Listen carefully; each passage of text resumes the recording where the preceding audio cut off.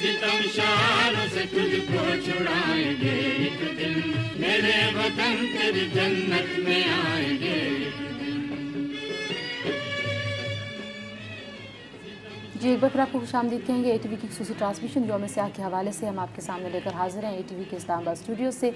और इन्होंने जैसे बात की ना कि मीडिया को जोड़ के रखा जाए, तो मैं समझता हूँ कि हमारे मीडिया को और हमें चाहिए कि हम सिर्फ ये ना पेश करें कि कश्मीर में सिर्फ मुसलमान रहते हैं। आप देखें कि वहाँ हिंदू भी हैं, वहाँ बुद्धिस्ट भी हैं, सिख भी रह रहे हैं, सिख भी रह रहे हैं। वो लोग भी इसी तरह इंडिया के ख़िलाफ़ हैं।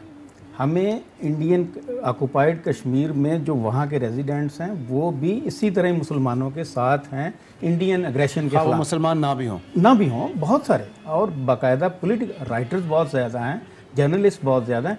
हमें उनको भी पिक करना मतलब चाहिए। इंसानी हुकूक की खिलाफ वर्जियों का हमें ज़्यादा हाईलाइट। वहाँ की जो रेजिडेंट मुसलमानों के अलावा हैं वो उनकी भी आवाज़ हमारे वो इक्वली हैं। वहाँ का एक ब्राह्मण और हिंदू भी उसी तरह इंडियन ऑक्यूपेशन के खिलाफ है।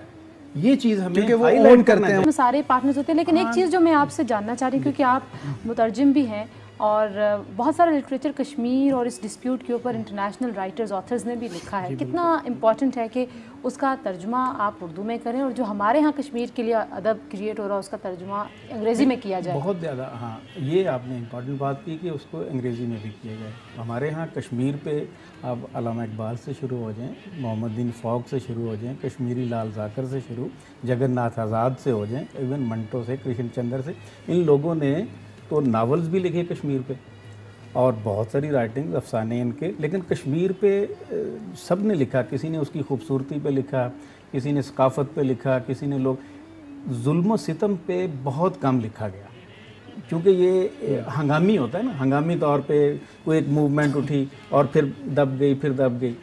मुस्तकिल लिखने की ज़रूरत है और मैं समझता हूँ कि इस पे फिल्में बननी चाहिए, ड्रामे तो बहुत सारे बने भी हैं, चले भी हैं, बनने चाहिए। लेकिन अब उनके वो एंगल्स, मैं कह रहा हूँ कि उनकी ब्रेवरी के एंगल हमने नहीं दिखाए। मजलूम, आप किसी भी कौम को मजलूम कह के कितना उसको ओप्रेस करना चाह रहे हैं कि वो उठ ही ना सके। आप उसकी ताकत की कहानियाँ बयान करें, उनकी स्ट्रगल इन मानों में कि जो ख़वातीन के साथ, जो बच्चियों के साथ, जो बच्चों पे नफ्सियाती असरात आए हैं, जो पढ़ने लिखने में उनको प्रॉब्लम्स आई हैं, जो इंडिया में जाके जॉब करने की उनकी प्रॉब्लम, इन इश्यूज़ पे हमें एक कश्मीरी को जब इंडिया पे जाता है, इंडिया में अब तो उसको जॉब्स में क्या क्या प्रॉब्लम्स आ रही हैं, वहाँ के हिंदू। और एक और बात करना साहब कि इंडिया में हिंदू अक्सरियत में नहीं हैं, ये हमारी आज तक गलतफहमी है। हाँ, वहाँ डोमिनेटिंग है इंडियन ब्राह्मण फैक्टर, लेकिन वहाँ तो आपको पता है ना कि हिंदू मज़हब में 32 करोड़ के करीब खुदा हैं।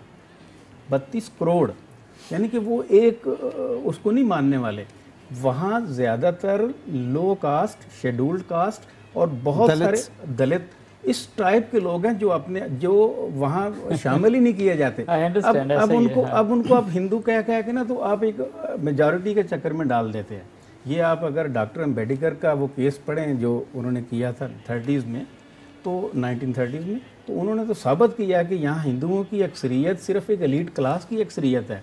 यहाँ तो हिंदू मज़हब से ताल्लुक ही कोई नहीं। दलितों का क्या ताल्लुक है उनसे, हरिजनों का क्या ताल्लुक है उनसे? जिनके पास बिजनेस और पावर थी, बेसिकली वो है। इसलिए हिंदुओं को मतलब जब होता है ना कि आप अपने दुश्मन को वो बारी समझ के वो कर रहे होते हैं, तो आप उससे मुतासर भी हो रहे होते हैं। तो आपको इंडिया में ये, आई कैन प्रूव इट, कि हिंदुस्तान में हिंदुओं की अक्सरियत नहीं है, इसको प्रूव किया जा सकता है। सर, इसीलिए तो लहदगी पसंद वहाँ पे तरीके चले।